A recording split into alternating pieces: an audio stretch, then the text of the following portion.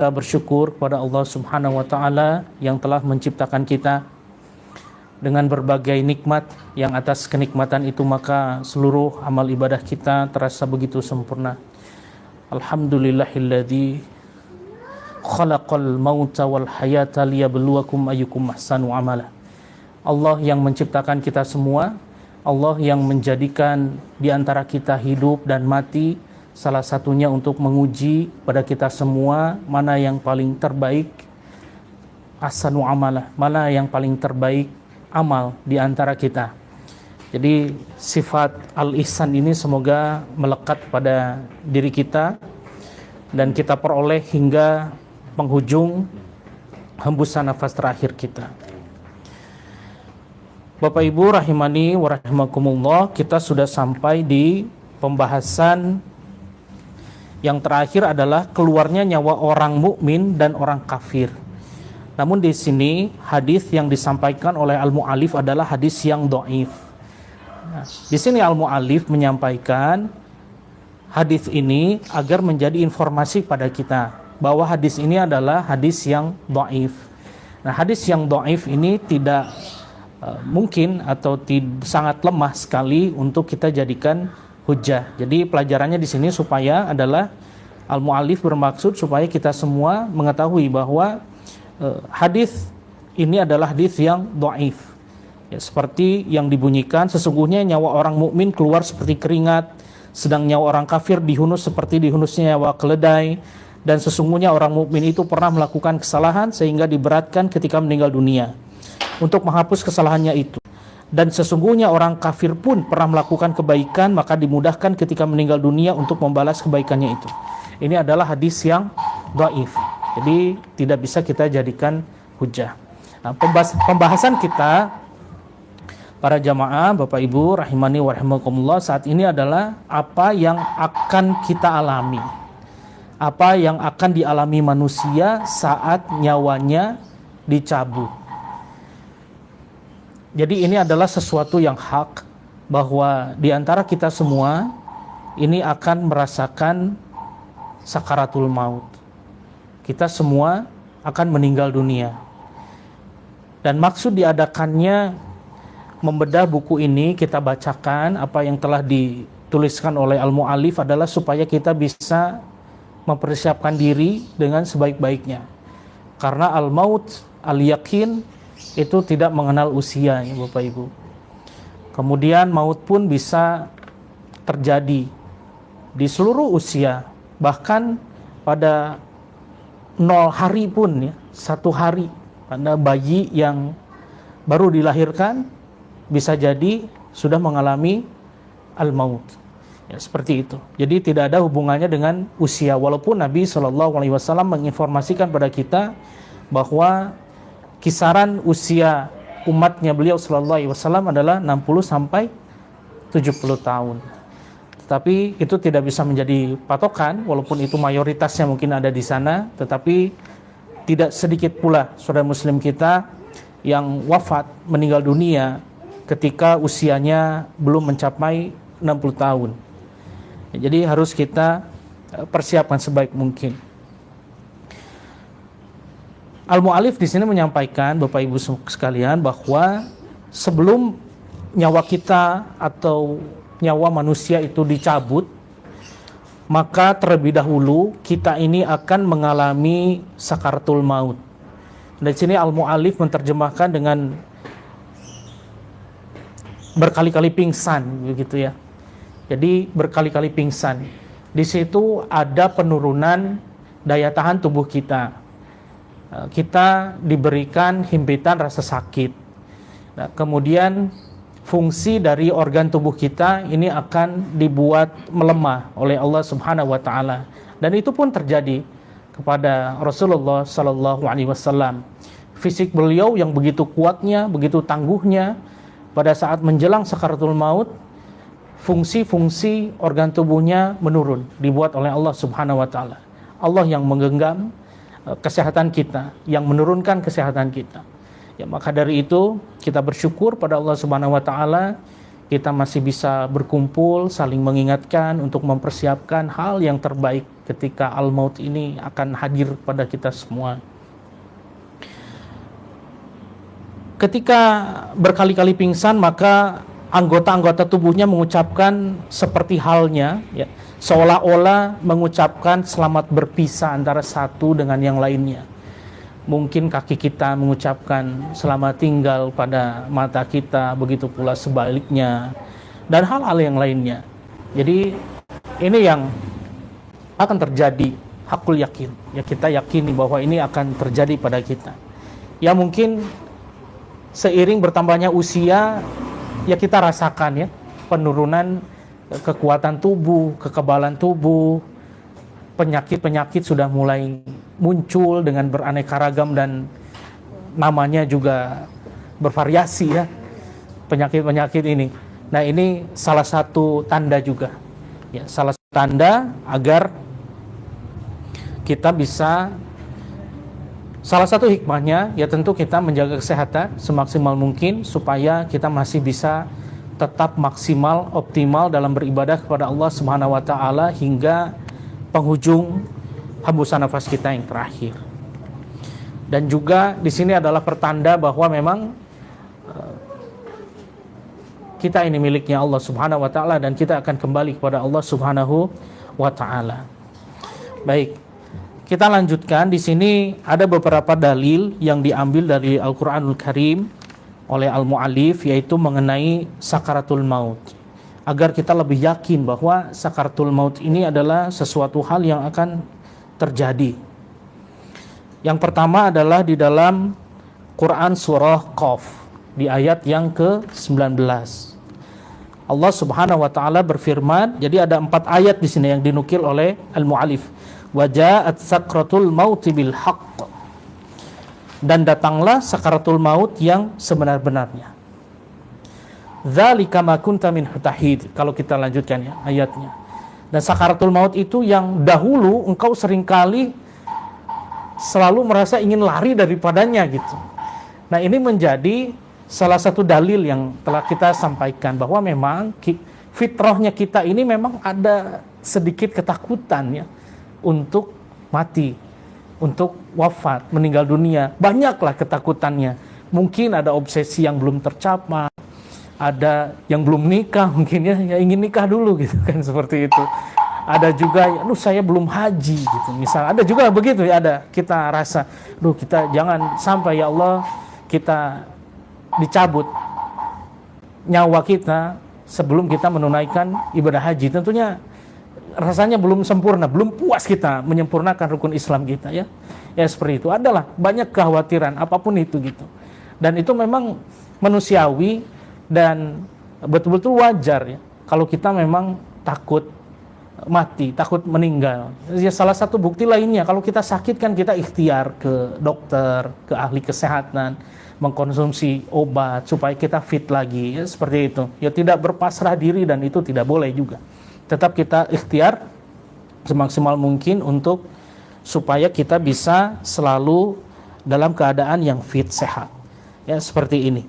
Ya ini yang pertama adalah di dalam Quran surah Qaf, sakratul maut. Nah itu jelas sekali bahasanya ya. Yang kedua di dalam Quran surah Al-An'am di ayat yang ke-93. Walau tara idz zalimuna fi ghamaratil maut. Dengan redaksi lain sakratul maut juga dituliskan atau dikatakan oleh Allah Subhanahu wa taala dalam kalimat ghamaratil maut, yang artinya ada tekanan-tekanannya, tekanan-tekanan di dalam sakratul maut.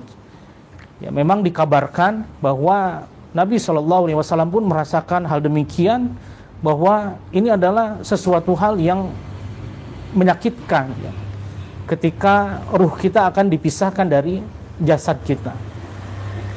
Ada kata lain tadi sakratul maut, sekarang kata kalimatnya adalah ghamaratil maut. Jadi ada tekanan-tekanan. Kalau kita artikan di sini, alangkah dahsyatnya kata Allah Subhanahu wa taala, sekiranya kamu melihat di waktu orang-orang yang zalim berada dalam tekanan-tekanan sakaratul maut. Jadi kita berlindung pada Allah Subhanahu wa taala dari kalimat ghamaratil maut ini. Ini adalah sesuatu hal yang mengerikan ya, yang akan ditimpakan kepada orang-orang zalim. Kata Allah Subhanahu wa taala, dan kita berlindung dari kalimat ini, ghamaratil maut. Ya, ini kalimat-kalimat yang diperuntukkan, alangkah dahsyatnya kamu melihat di waktu orang-orang yang zalim gitu. Idzal zalimuna fi ghamaratil maut. Jadi orang yang zalim itu kalau di kalimat Allah Subhanahu wa taala dikisahkan yaitu ghamaratil maut, dikatakan ghamaratil maut. Ya, kita berlindung dari kematian yang buruk ya, kepada Allah Subhanahu wa taala. Ya, kemudian yang ketiga, Bapak Ibu, di sini ada ayat dari Al-Waqi'ah. Quran surah Al-Waqi'ah di ayat yang ke-83. Kata Allah Subhanahu wa taala, "Falaula idza balaghatil khulqum." Maka mengapa ketika nyawa sampai di kerongkongan? Ya, ini juga salah satu bukti. Jadi Al-Mu'alif ini, penulis dari kitab ini, ingin memastikan pada kita bahwa kita harus yakin memang ini akan terjadi pada kita semua. Kapan itu ya terserah Allah Subhanahu wa taala, dirahasiakan. Jadi tidak tahu di antara kita kapan kita akan wafat. Kemudian di dalam Quran surah Al-Qiyamah, kalla idza balaghatit taraqiya wa qila man raqa. Kalau kita lanjutkan ya, kalau di ilmu tahsin itu di situ ada apa namanya? Yang berhenti sejenak, saktahnya ada saktah gitu. Kalau di sini Al-Mu'alif hanya di ayat 26 menginformasikan pada kita. Sekali-kali jangan apabila nafas seseorang telah mendesak sampai ke kerongkongan. Ya, jadi di sini juga kalimat-kalimat untuk menegaskan bahwa kita memang harus yakin para jamaah bahwa di kehidupan kita ini akan ada akhirnya. Ya, di sini seolah juga kita dinasihati, jangan sombong, jangan merasa dijaya dengan harta, mungkin dengan kebanggaan kita terhadap putra-putri kita, kebanggaan, bahkan mungkin kebanggaan terhadap ilmu kita, yang itu akan menjadikan ujub ya. Ya, seperti itu. Jadi dilaksanakan atau kita jalani proporsional saja, jangan sampai terlalu berlebihan. Ya, karena kita diuji, bahkan dengan ilmu pun kita diuji. Kadang-kala ya kita merasa ujub ya dengan ilmu yang kita miliki, merasa lebih dari orang lain, merasa diri kita paling benar, tidak mau menerima nasihat. Nah, ini yang rasanya tidak begitu baik ya, seperti itu. Jadi kita proporsional saja untuk menyikapinya. Kemudian kita beralih, Bapak Ibu. Al-Imam Al-Bukhari telah meriwayatkan dari Aisyah radhiyallahu anha bahwa di hadapan Rasulullah SAW pada saat beliau akan meninggal dunia, ada sebuah wadah bejana berisi air. Maka mulailah beliau memasukkan kedua tangannya ke dalam air dan mengusapnya ke wajah, seraya mengucapkan la ilaha illallah. Sesungguhnya kematian itu diiringi sakarat-sakarat, diiringi sakaratul maut. Jadi ini adalah penegasan yang hak dari lisan yang terindah yang pernah ada di dunia ini, dari lisannya Rasul sallallahu alaihi wasallam, bahwa beliau menegaskan memang bahwa kematian itu akan selalu diiringi oleh sakarat-sakarat. Jadi pingsan tadi, artinya sakarat tadi oleh Al-Mu'alif ini pingsan yang berulang. Begitu pula terjadi kepada Ar-Rasul sallallahu alaihi wasallam. Dan memang nyata ya begitu ketika kami juga mengiringi dulu orang tua kami, kakek ya, kakek begitu hendak menjelang sakaratul mautnya memang beliau mengalami pingsan yang berulang ya. Tapi nafasnya tetap ada, namun memang secara organ tubuhnya memang sudah melemah ya, dibuat lemah oleh Allah Subhanahu wa taala sampai saatnya ada detik di situ sakaratul maut dan akhirnya wafat, kembali kepada Allah Subhanahu wa taala. Ya, kemudian beliau sallallahu alaihi wasallam menegakkan tangannya seraya berkata bersama Ar-Rafiq dan A'la sampai beliau dicabut nyawanya dan tangannya pun tetap dalam keadaan yang condong beliau. Nah, kemudian kita lanjutkan lagi. Al-Imam At-Tirmidzi telah meriwayatkan pula dari Aisyah radhiyallahu anha, dia berkata, aku tidak bisa berharap seseorang akan mengalami keringanan maut setelah saya melihat betapa beratnya kematian yang dialami Rasulullah sallallahu alaihi wasallam. Jadi hadis ini juga sahih, diambil Imam Tirmizi, bisa kita jadikan hujah ya para jamaah. Jadi di sini ada statement dari ibunda kita Aisyah radhiyallahu anha bahwa aku tidak bisa berharap seseorang akan mengalami keringanan maut. Jadi memang maut ini adalah sesuatu hal yang berat, yang pastinya lagi-lagi kita sampaikan ini akan kita alami para jemaat. Kita lanjutkan lagi. Dan di dalam Sahih Al-Bukhari dari Aisyah radhiyallahu anha, dari ibunda kita, dia berkata Rasulullah Shallallahu alaihi wasallam meninggal dan sesungguhnya beliau benar-benar berada di antara tulang selangkaku dan ujung daguku. Jadi sangat dekat sekali ibunda kita Aisyah bersama Rasulullah Shallallahu alaihi wasallam di detik-detik akhir kehidupannya. Ya, dan sungguh beliau benar-benar berada di dekatku ya, kata ibunda Aisyah, aku tidak akan membenci selamanya terhadap beratnya kematian setelah seorang nabi. Ya, jadi ini adalah bukti bahwa memang Rasulullah SAW hamba Allah Subhanahu Wa Taala, Rasulullah SAW yang sangat dicintai oleh Allah Subhanahu Wa Taala juga meninggal dunia.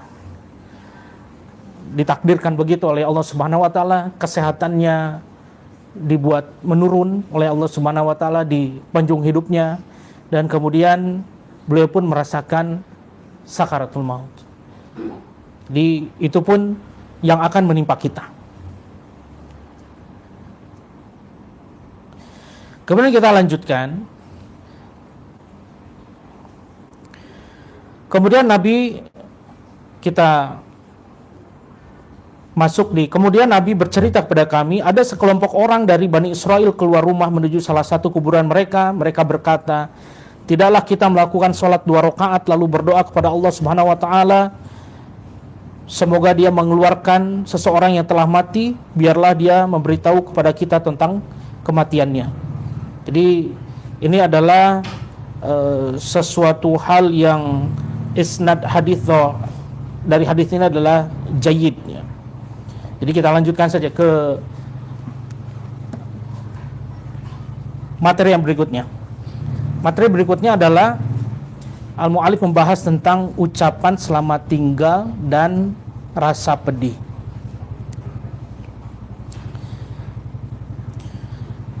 Al-Mu'allif di sini menyampaikan bahwa ada satu hadis dhaif. Ada satu hadis dhaif dari riwayat Abu Hadbah, Ibrahim bin Hadbah, dia berkata telah bercerita kepada kami Anas bin Malik radhiyallahu anhu dari Nabi sallallahu alaihi wasallam berkata, sesungguhnya semua manusia pasti mengalami kesusahan kematian dan sakaratul maut. Dan sesungguhnya sendi-sendi tulangnya masing-masing mengucapkan salam perpisahan pada yang lain seraya berkata, semoga kamu sejahtera, kamu berpisah dariku dan aku pun berpisah darimu sampai hari kiamat. Hadis ini adalah hadis yang dhaif. Jadi kita lanjutkan saja.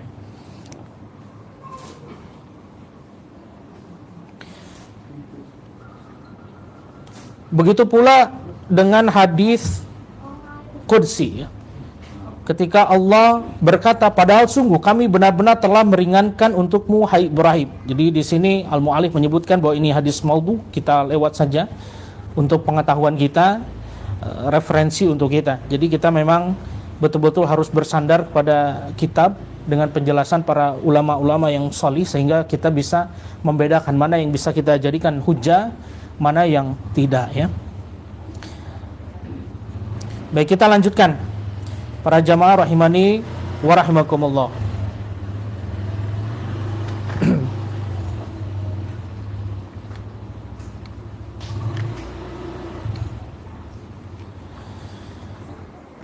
Setelah ini banyak sekali hadis dhaif yang disampaikan oleh Al-Mu'allif. Jadi kita lanjutkan saja kepada materi atau subbab yang berikutnya. Jadi materi yang berikutnya, ketika kita berhubungan dengan al-maut ini, dengan sakaratul maut, pastilah ada sosok makhluk yang ditugaskan oleh Allah Subhanahu wa Ta'ala, yang tugasnya memang yang memberikan ini. Siapa itu? adalah malakul maut, yaitu malaikat maut. Dan ini tidak bisa dicegah, tidak bisa dibendung, ya pasti datang. Baik itu mungkin kita sedang berada di udara, atau kita sedang berada di permukaan lautan, atau kita sedang duduk seperti ini.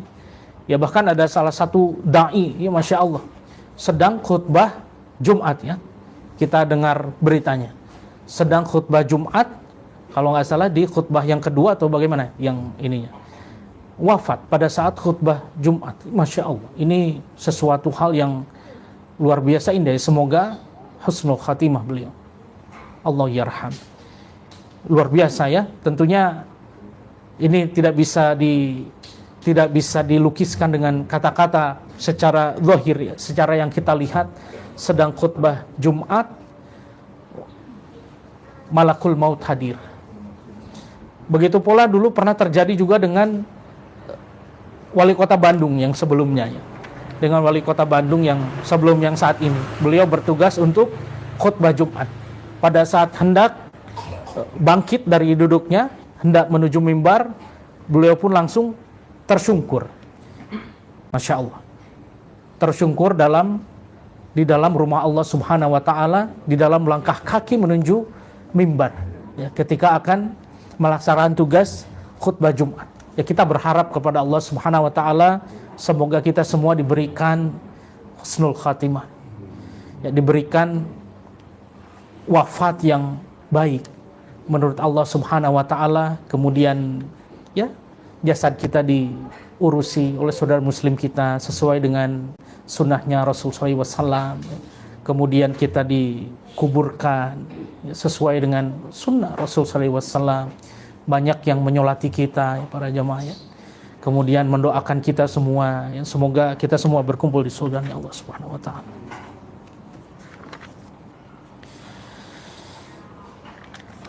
Materi mengenai malaikat maut. Hai manusia, bagi orang yang tidur kini tiba saatnya bangun, bagi yang lalai telah tiba saatnya sadar. Sebelum maut menyerbu dengan segala rasa pahitnya, sebelum semua aktivitas terdiam dan nafas terhenti, lalu dipaksa masuk ke kubur dan tinggal bersama tulang-tulang yang telah binasa. Ya, ketika kita mendengar malaikat maut, ya harusnya kita bangkit, ya, dari kelalaian kita. Ya, kemudian dari yang asalnya kita berdiam diri, jarang sekali kaki kita langkahkan ke tempat thalabul ilm. Dan sebelum nafas kita berhenti, sebelum kita dipaksa, ya, sebelum kita dikafani, sebelum tubuh kita dimasukkan ke dalam liang lahat, sebelum kita disolatkan dan lain sebagainya, maka seharusnya kita sadar, ya, ketika Allah kabarkan bahwa ada malaikat maut. Kita bacakan di paragraf berikutnya. Umar bin Abdul Aziz meriwayatkan dia pernah menulis surat kepada beberapa orang sahabatnya berisi nasihat, antara lain, amma ba'd, sesungguhnya aku berpesan kepada kamu sekalian, ya, bertakwalah kepada Allah yang Maha Agung, Allah Azza wa Jalla, dan senantiasa takut kepadanya. Jadikan takwa dan sikap wara sebagai bekal kamu sekalian. Sesungguhnya kamu saat ini tinggal di negeri yang sebentar lagi akan berubah penduduknya. Sedang Allah Subhanahu wa Ta'ala di hamparan kiamat kelak dengan praharanya pasti akan menanyakan kepadamu tentang berbagai hal yang sekecil-kecilnya dan serinci-rincinya. Maka ingatlah Allah, hai hamba-hamba Allah Subhanahu wa Ta'ala. Ini adalah pesan yang sangat mendalam dari Umar bin Abdul Aziz, bahwa pesan ini yang pertama kali harus kita petik pelajaran adalah bertakwa kepada Allah Subhanahu wa Ta'ala. Karena surga mu'iddat lil muttaqin, kata Allah Subhanahu wa Ta'ala, surga itu pasti hanya disediakan bagi orang-orang yang bertakwa, Ya semoga kita senantiasa selalu di dalam ketaatan kepada Allah Subhanahu wa taala. Ya terlebih ya aktivitas kita sehari-harinya mungkin berbeda-beda, ada yang berniaga, kemudian ada yang seringkali melakukan safar, ada yang melakukan apapun. Ya ini tetap harus dilandasi dengan ketakwaan kepada Allah Subhanahu wa taala. Ya, kemudian kita diingatkan bahwa kita ini adalah makhluk Allah Subhanahu wa taala yang sedang berada di negeri yang fana. Di negeri dunia. Sudah kita bahasnya tentang zuhud dan lain sebagainya dulu. Ya seperti itu di materi-materi yang berikutnya. Kita sama-sama sekarang sedang berada di dunia. Dan dunia ini akan hancur dan kita semua akan binasa bersama makhluk yang ada di dalamnya. Ya oleh karena itu maka hendaknya ya, kita harus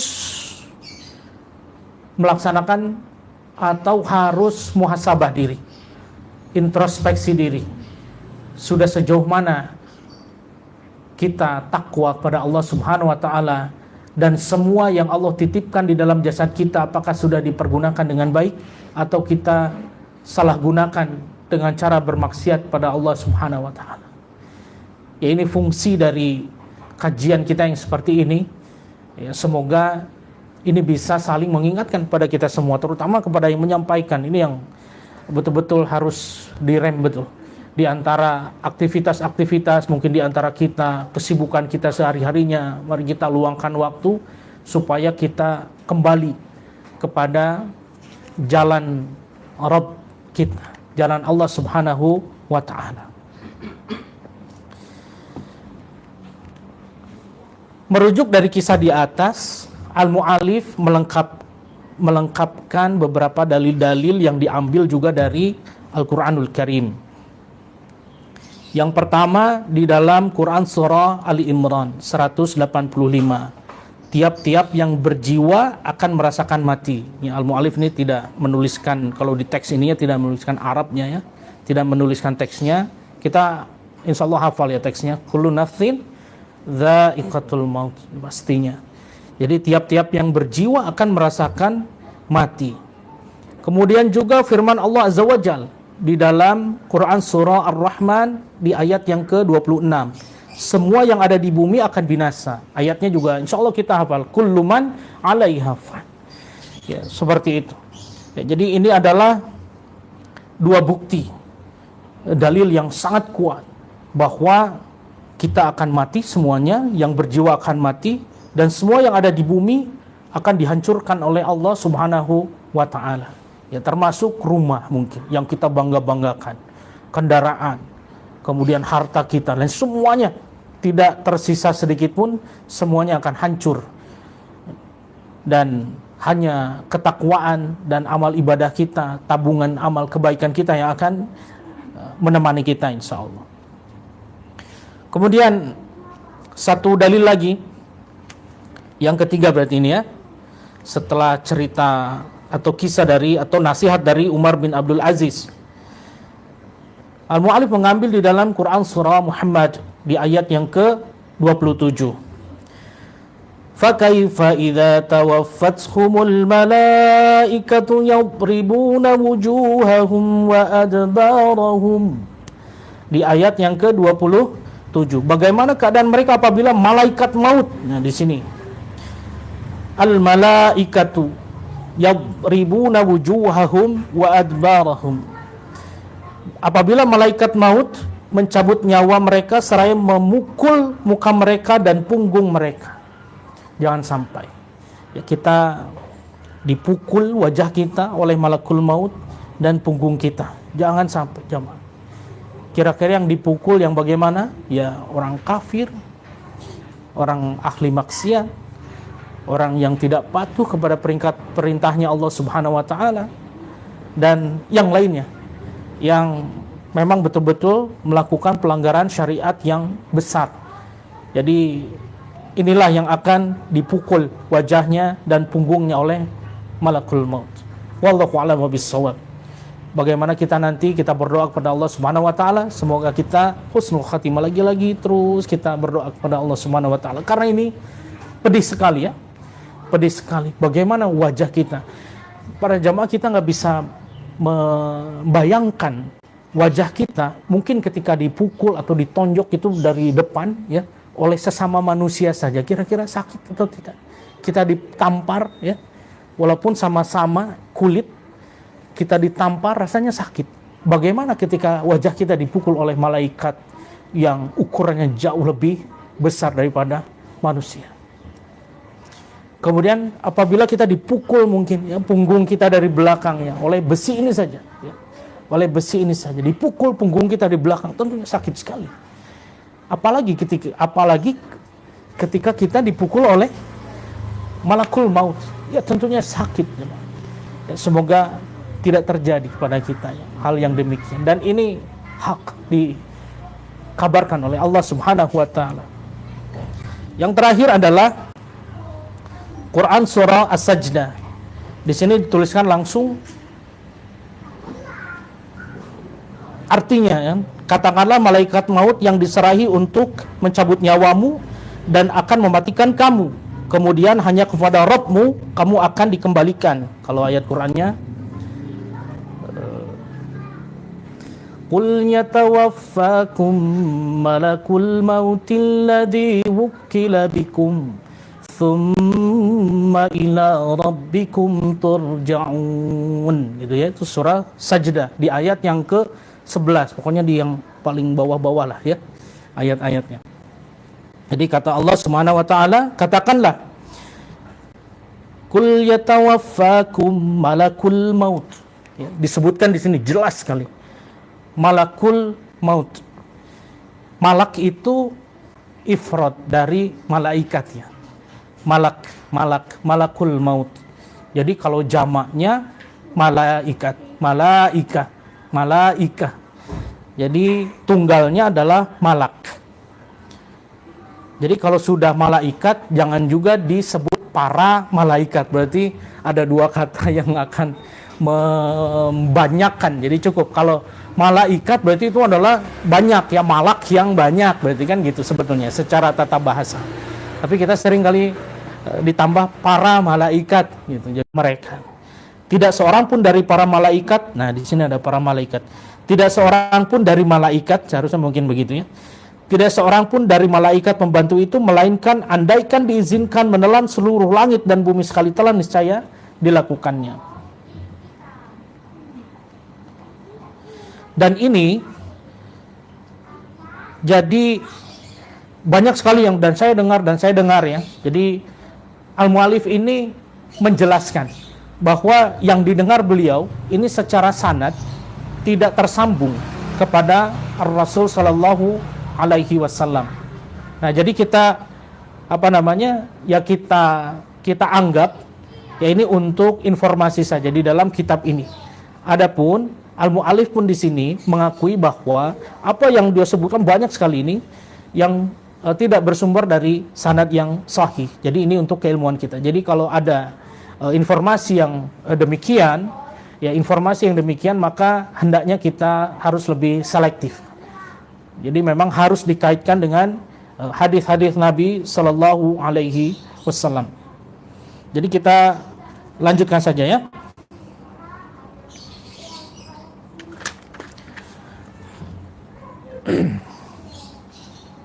Di sini ada beberapa syair yang bisa kita lewati. Jadi kita langsung masuk ke bab yang berikutnya. Di bab yang berikutnya, Al-Mu'allif ini mencoba menceritakan bagaimana sakaratul maut yang dialami oleh manusia terbaik, yang dialami oleh Nabi Sallallahu Alaihi Wasallam. Sakaratul maut juga dialami oleh Nabi SAW, seperti tadi yang sudah dijelaskan. Tercermin dalam pernyataan istrinya Ibunda Aisyah radhiyallahu anha pada hadis tersebut di atas atau di bawahnya, diulang kembali, yang beliau mengatakan di hadapan Rasul SAW pada saat beliau akan meninggal, maksudnya ada sebuah wadah atau bejana berisi air. Maka mulailah beliau memasukkan kedua tangannya ke dalam air dan mengusapkan ke wajah seraya mengucapkan la ilaha illallah. Sesungguhnya kematian itu diiringi sakarat-sakarat. Kemudian beliau menegakkan tangannya seraya berkata bersama Ar-Rafiq Al-A'la sampai beliau dicabut nyawanya, dan tangan Rasul SAW pun tetap condong. Ini adalah hadis yang sahih dari Al-Bukhari. Bejana pada hadis ini terjemahan dari kata-kata ulbah, yang maksudnya sebuah bejana besar terbuat dari kayu untuk tempat perahan susu. Tapi menurut Ibnu Faris dalam Al-Mujmal dan Al-Jauhari As-Sihah, al-ulbah adalah tempat perahan susu terbuat dari kulit. Jamaknya ulab dan ilab. Adapun al-mu'allab adalah sesuatu yang dijadikan al-ulbah. Ada pula yang mengatakan jadi al-ulbah itu adalah bejana yang bagian bawahnya dari kulit dan sebagainya. Jadi di sini adalah setelah paragraf-paragraf ini al-mu'allif menjelaskan adapun sabda Nabi, sesungguhnya kematian itu diiringi sakarat-sakarat. Maksudnya di sini bahwa Nabi SAW pun ketika menjalani kematian, beliau mengalami kesulitan demi kesulitan ya dalam tubuhnya. Dan ini yang akan terjadi kepada kita para jamaah sekalian. Jadi ini adalah salah satu hal yang menjadi ibrah ya, pelajaran ya, jikalau semisal Allah Subhanahu wa taala memberikan satu penurunan kesehatan bagi kita, ya ini boleh jadi adalah tanda-tanda ini. Ya kita akan mendekat kepada sakarat ya tadi. Ya seperti itu. Ya salah satu contoh pula ya. Jadi kita contohkan yang pernah saya alami saja, yang mungkin bapak mertua kami ya. Bapak mertua kami diberikan gagal ginjal ya, para jamaah diberikan gagal ginjal selama beberapa tahun. Dalam satu pekan harus 2 hari menjalani cuci darah. Kalau tidak cuci darah, kesehatannya langsung ambruk, dan menurut vonis dari dokter akan menyebabkan kematian yang wafat yang seketika. Jadi memang darahnya ini harus dicuci ya, karena ginjalnya sudah tidak bisa berfungsi lagi untuk mencuci darah. Dari sini kita bisa ambil pelajaran para jamaah. Ginjal ini milik siapa? Ginjal ini kita dititipi ginjal oleh Allah Subhanahu wa taala. Ketika Allah hendak mengambil ginjal ini atau menurunkan fungsi dari ginjal, maka darah kita tidak bisa dicuci. Ya, racun-racun kita yang biasanya toksik-toksik yang ada di dalam tubuh kita, racun-racun yang ada di dalam tubuh kita, fungsi dari ginjal ini mungkin ya yang untuk menetralisir, kemudian racunnya itu bisa dikeluarkan melalui urin. Ya seperti itu. Tapi ini tidak berfungsi. Berarti ini adalah penurunan fungsi. Salah satu fungsi organ kita. Siapa yang menyebabkan demikian? Yang membuat hal itu terjadi? Kehendak siapa? Kehendak Allah Subhanahu wa taala. Jadi kita tidak bisa menentukan takdir. Maksudnya bukan tidak bisa menentukan takdir. Lebih tepat kata-katanya adalah kita tidak bisa menentukan kesehatan diri kita sekalipun. Kalau Allah sudah menakdirkan demikian, maka fungsi dari organ kita menurun. Pada saat itu terjadi, ya seseorang ya yang saya ceritakan tadi itu lebih waspada lagi para jamaah ya. Lebih waspada lagi, dan memang beberapa kali mengatakan kepada kami bahwa tubuhnya sudah tidak kuat lagi. Tubuhnya sudah tidak mampu lagi untuk beraktivitas seperti sedia kala. Bahkan mungkin untuk jalan pun harus dipapa. Ya, untuk mandi pun harus dibantu. Untuk makan kadangkala harus disuapi. Ya inilah tanda-tandanya ketika seseorang tersebut ini harus mulai waspada, mendekat kepada Allah Subhanahu wa taala. Ya, kita berlindung kepada Allah Subhanahu wa taala dari keburukan di hari tua. Keburukan di hari tua, dan semoga di hari tua kita tetap kaki kita masih bisa kita langkahkan ke masjid. kita bisa bertolabul ilmi, kita bisa banyak membaca Al-Quran para jamaah ya. Jadi ini adalah amalan-amalan yang harus kita istiqomahkan ini sampai hembusan nafas kita yang terakhir ya. Baik, kita lanjutkan. Ya banyak mungkin contoh-contoh yang lain yang juga dialami oleh para jamaah ya tentang penurunan kesehatan dari orang tua kita, mungkin saudara-saudara kita. Ya ini yang harus kita waspadai sehingga kita bisa mempersiapkan diri lebih baik lagi. Dan ada satu hikmah lagi. Jadi di sini juga kita diwajibkan untuk merawat tubuh. Dengan cara apa? Ya sempatkan kita berolahraga. Tujuannya apa? Supaya kita bisa maksimal beribadah kepada Allah Subhanahu wa taala. Ya mungkin kita diberikan rezeki oleh Allah Subhanahu wa taala untuk safar ke Baitullah. Itu kan membutuhkan fisik. Ya kita dengar ya, para jamaah haji kita wafat sudah sampai berapa Bapak ini? Ada 130 sekian kalau tidak salah ya. Sudah 200 kabarnya ya.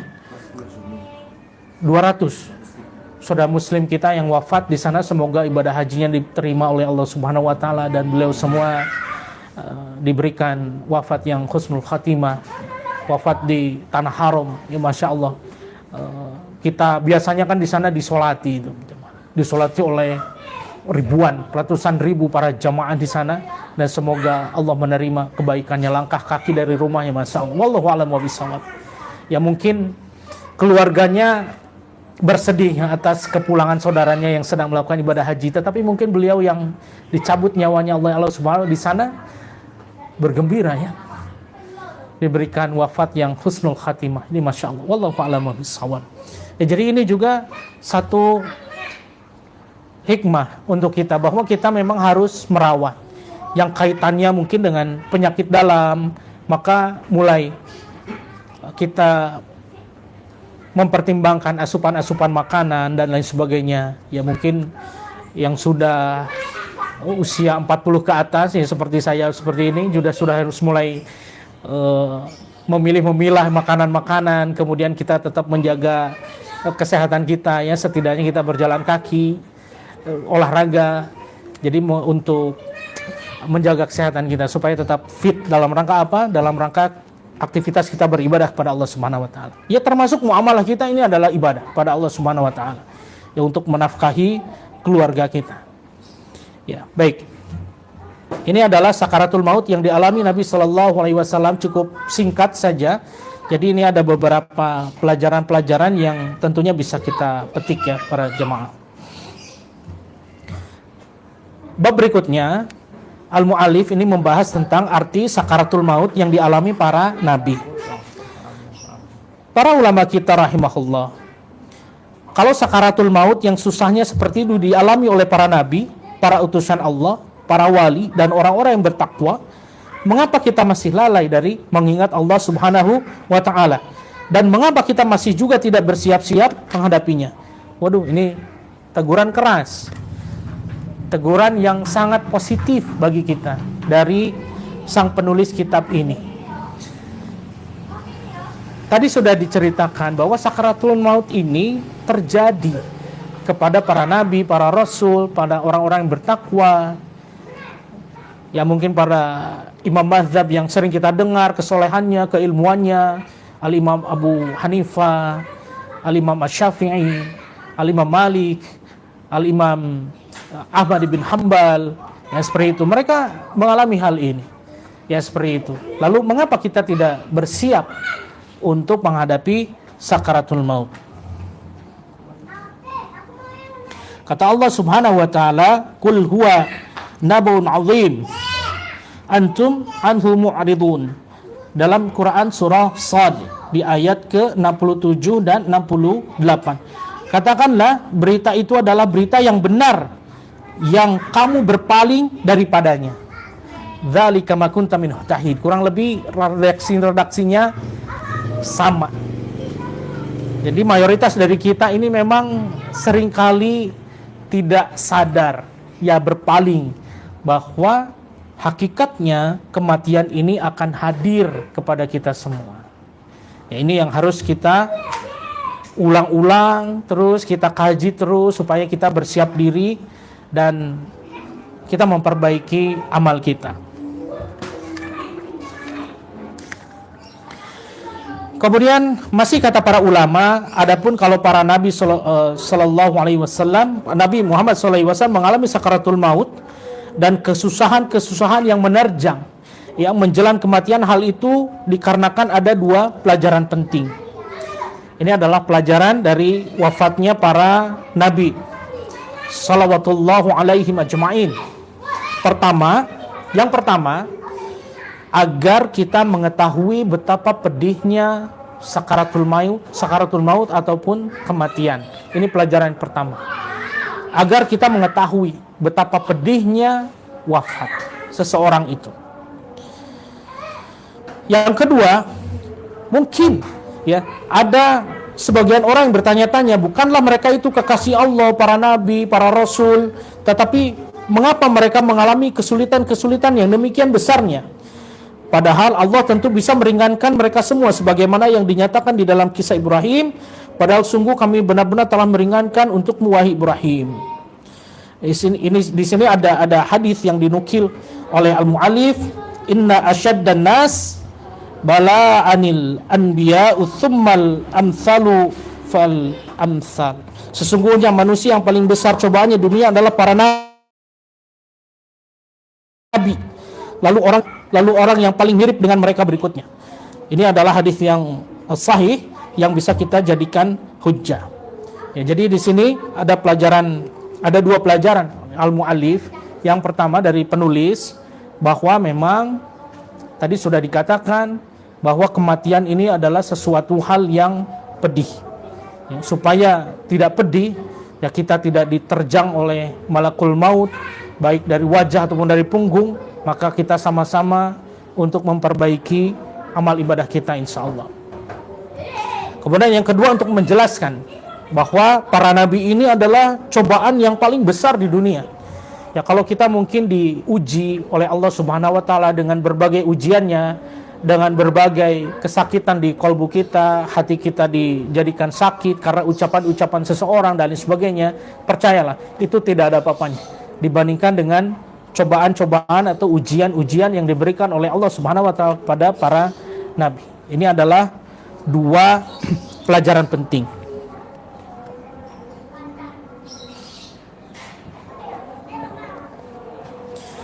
Kemudian kita lanjutkan dengan materi tingkatan-tingkatan sakaratul maut yang dituliskan masih di dalam bab ini. Paragraf yang pertama di dalam pembahasan ini dikatakan, jika ada orang yang bertanya, apakah semua makhluk akan mengalami sakaratul maut? Ya, jelas. Sudah kita sampaikan. Dan kapan kita akan meninggal, ini menjadi rahasia dari Allah Subhanahu wa ta'ala.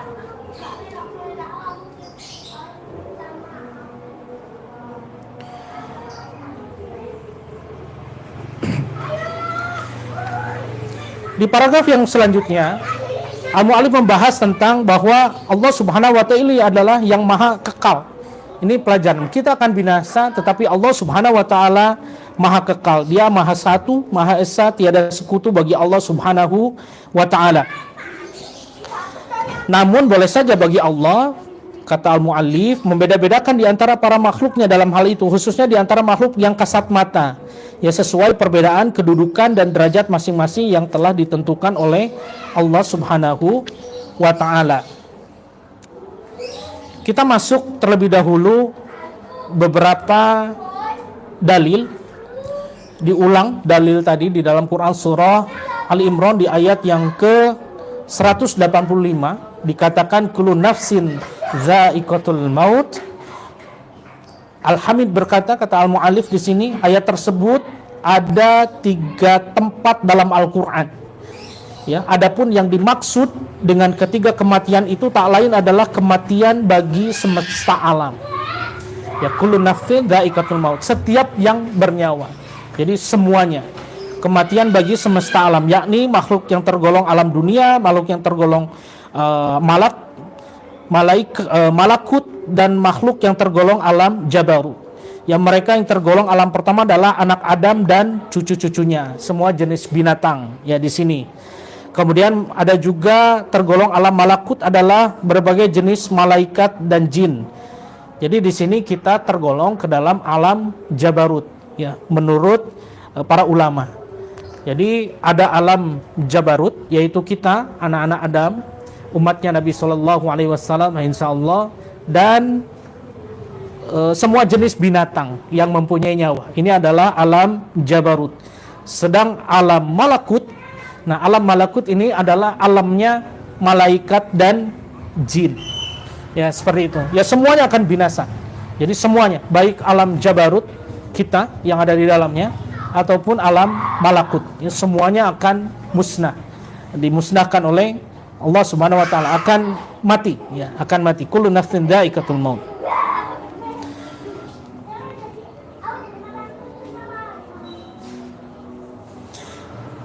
Di sini ada banyak dalil, ya ada banyak dalil yang disampaikan oleh al-mu'allif. Jadi kita lanjutkan ke materi yang berikutnya. Jadi di sini dijelaskan bahwa ada tingkatan-tingkatan sakaratul maut. Jadi pada intinya di dalam pembahasan ini al-mu'allif menjelaskan secara intinya ada dua alam. Ya, ada dua alam, alam malakut tadi dan alam jabarut. Ini keduanya akan mengalami hal yang serupa.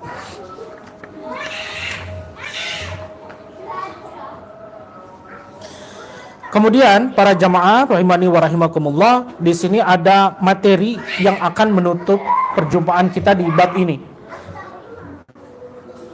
Bahwa disebutkan di akhir bab ini maut adalah bencana yang terbesar bagi kita, adalah bencana yang terbesar bagi kita yang mengalaminya, dan bahkan juga bencana bagi keluarga yang ditinggalkan.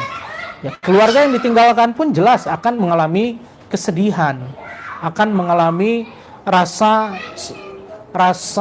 sedih yang mendalam ya ketika ada salah satu di antara sanak saudaranya meninggal dunia. Ini pasti akan terjadi, dan juga bagi yang mengalaminya. Di sini adalah digambarkan oleh para ulama bahwa yang namanya maut adalah pemutus segala kelezatan, pemenggal segala kesenangan, ya kemudian pembawa segala kepedihan. Nah, jika ada suatu perkara yang memutus seluruh ruas-ruas tulangmu, memisahkan anggota tubuhmu, yang menurunkan kesehatan dan sebagainya, itulah adalah maut. Ya, itu adalah maut para jamaah.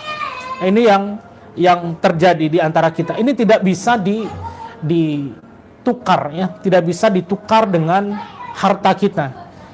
Ya, kita mengalami, kita contohkan ada salah satu teman mendapatkan dua musibah yang berbeda para jamaah. Musibah yang pertama, ya ini kita harus hati-hati ini. Musibah yang pertama, dia kehilangan uang ratusan juta karena internet banking yang ada di dalam HP-nya dihack oleh orang-orang tertentu dengan dalih ini adalah dari kantor pajak dan lain sebagainya. Ya, kemudian setelah diminta install beberapa program tertentu, HP-nya langsung hang. Ya, HP-nya langsung tidak berfungsi, blank, hitam. Tapi ada seperti kita sedang mengupgrade ini ya, mengupgrade salah satu platform di handphone kita. Blank seperti itu, mutar-mutar selama 5 menit. Ya, setelah itu kembali, di situ ada notifikasi bahwa dia telah melakukan transaksi senilai sekian ratus juta ke rekening tertentu, raib, senilai ratusan juta oleh orang-orang yang memanfaatkan kepintarannya. Ini musibah yang pertama. Musibah yang kedua adalah ada salah satu kawan kami yang terjatuh dari sepeda motor. Ya, kemudian tulang bahunya patah. Tulang bahunya patah. Yang tadinya yang kehilangan 200 juta itu, kurang lebih sekitar 200 juta itu merasa sedih para jemaah. Sedih sekali, merasa kehilangan. Itu adalah uang yang sudah ditabung untuk sekolah anaknya, untuk pernikahan anaknya, dan berbagai rencana-rencana yang sudah dituliskan oleh beliau. Kemudian ketika melihat ada saudaranya, ada rekan kita yang patah tulang bahunya, tentu kesehatannya ini kan menurun. Akhirnya dia merasa musibah yang dialaminya itu tidak ada apa-apanya dibanding dengan musibah yang dialami oleh rekan yang lainnya. Jadi uang senilai 200 juta itu tidak ada apa-apanya dibanding dengan musibah saudara muslim kita yang lainnya yang patah tulang bahu pada saat jatuh dari sepeda motor. Ini betapa menjadi bukti para jemaah bahwa kesehatan tubuh kita ini sama sekali tidak bisa diukur dengan uang. Apakah ada yang bersedia untuk patah bahu kemudian diganti dengan uang 1 miliar misal? Saya pikir tidak ada ya. Saya pikir tidak ada. Tidak ada seperti itu. Jadi di sini ada pelajaran penting ya, bahwa musibah yang terjadi yang menurunkan fungsi organ dari tubuh kita itu merupakan musibah yang cukup besar. Musibah yang bukan cukup besar, musibah yang besar.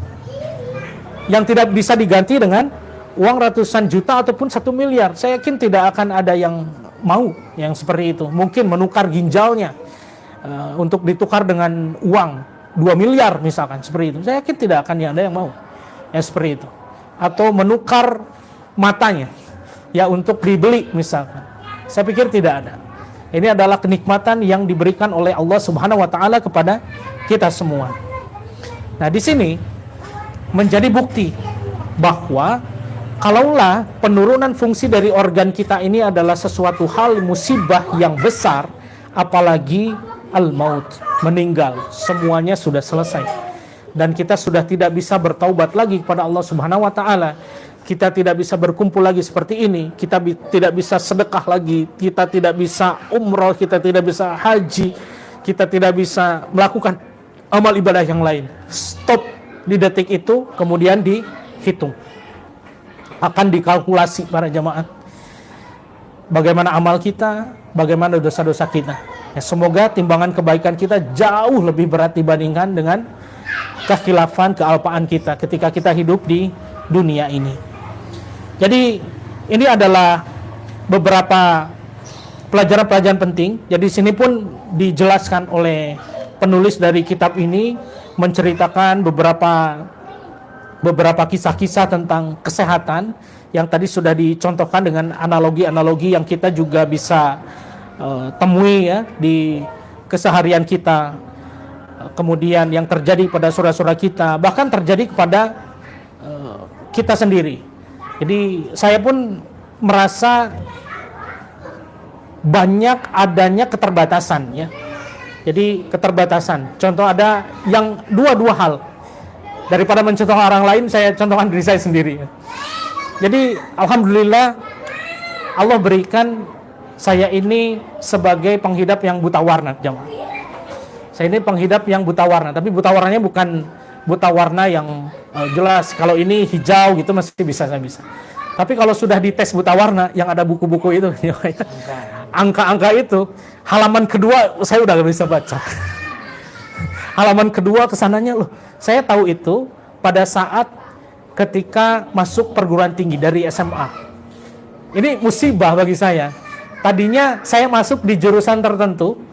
Jadi masuk di jurusan tertentu yang saya idam-idamkan gitu ya. Semenjak saya belajar gitu kan, seperti itu. Yang saya inginkan masuk di situ. Tapi pada saat tes buta warna, ternyata saya buta warna. Saya baru tahu pada saat itu kalau saya ini buta warna ternyata. Ya seperti itu. Akhirnya tidak boleh masuk jurusan teknik itu yang mengharuskan tidak buta warna. Jadi akhirnya dipilihkan jurusan yang boleh buta warna. Ya pada saat itu ada keterbatasan ekonomi. Kalau saya berkuliah di universitas swasta mungkin orang tua akan keberatan. Jadi akhirnya ada keringanan dari universitas dialihkan ke jurusan yang boleh tidak buta warna. Ini hanya saya masih bisa melihat ya, saya masih bisa membaca seperti itu ya. Tapi ternyata tidak bisa masuk. Qadarullah ma syafa'al. Ya Allah yang tadi buta warna ini bukan penyakit yang dibuat dengan seketika, tapi memang ada turunan ya. Ada turunan tidak bisa sembuh sampai saya wafat nanti ya tetap saya tidak bisa baca itu yang di tes buta warna seperti itu. Ini satu hal, ada keterbatasan. Akhirnya ya tidak bisa melakukan sesuatu. Ini salah satu keterbatasan bagi kita ya, tidak leluasa. Kemudian Allah takdirkan tangan kiri saya ini patah, jemaah. Tangan kiri saya ini patah ya, seperti itu. Dalam satu kejadian yang akhirnya tidak bisa melakukan aktivitas dengan mengangkat beban tangan. Ya, ini musibah ya. Ya ini musibah. Jadi ada keterbatasan. Jadi mohon maaf ini kalau naik sepeda motor saja ini sudah pegal kalau sudah jauh-jauh. Jadi akhirnya saya tidak bisa menggunakan sepeda motor dalam jangka waktu yang lama. Jadi ini musibah lagi, keterbatasan dari Allah Subhanahu wa taala. Jadi sangat sakit dan tidak bisa kembali normal seperti sedia kala. Ini terkait dengan kesehatan-kesehatan yang harus kita jaga, yang harus kita ikhtiarkan. Ya semoga kita diberikan kesehatan sampai kita wafat nanti. Ya, seperti itu. Jadi sampai kita sepuh, sampai kita menjelang wafatnya masih diberikan kekuatan untuk beribadah kepada Allah Subhanahu wa taala. Ya, jadi ini yang harus kita jaga.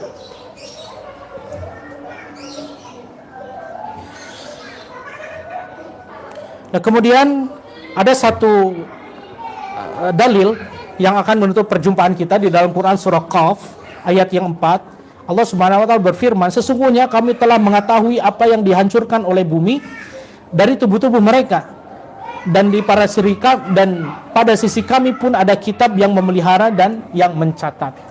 Jadi ada kitab yang memelihara dan mencatat. Ya tentu ini adalah sangat paripurna, sangat sempurna. Yang mencatat, malaikat-malaikatnya Allah mencatat setiap gerak-gerik kita, para jamaah sekalian. Jadi ini yang kadang-kala kita tidak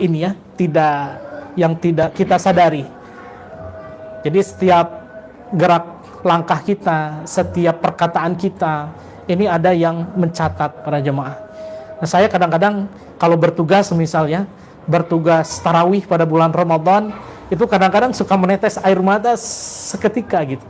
Ketika berbalik, ada anak-anak kita ya, yang minta tanda tangan imam atau penceramah ya. Saya itu di situ kadang-kadang suka nangis juga.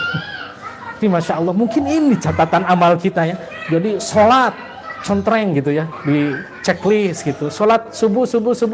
Ada yang sholatnya kelewat itu, anak-anak itu ya, yang mungkin masih kecil. Tidak sholat, tapi dia Masya Allah jujur gitu ya, jujur. Dia tidak sholat zuhur misal gitu ya, seperti itu. Pernah ditanya, Dek kok nggak sholat zuhur? Ya kelupaan gitu. Ya mungkin itu catatan kita.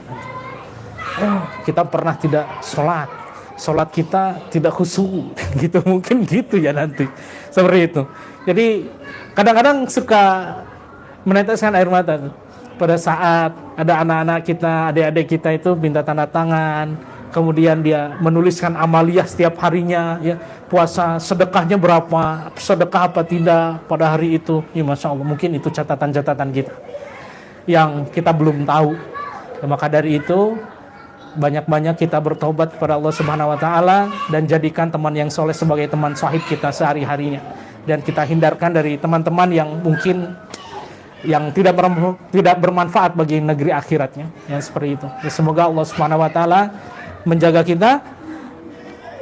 Fa insyaallah jika ada kesempatan dari Allah Subhanahu wa taala, kita akan bahas bahwa al-mu'allif di sini menuliskan satu bab bahwa kematian adalah kafarah bagi setiap muslim.